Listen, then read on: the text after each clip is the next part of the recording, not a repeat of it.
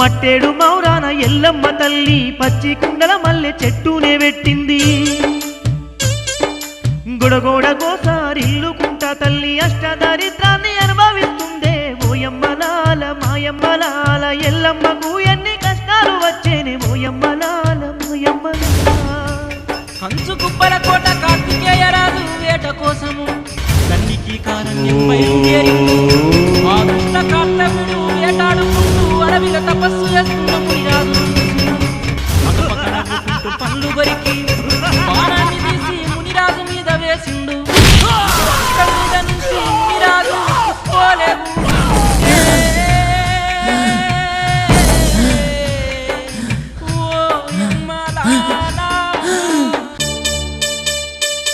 అయ్యో ఎల్లమ్మ పెట్టిన పచ్చి కుండల చెట్టు వాడిపోయి ఇక ఎండిపోవట్టింది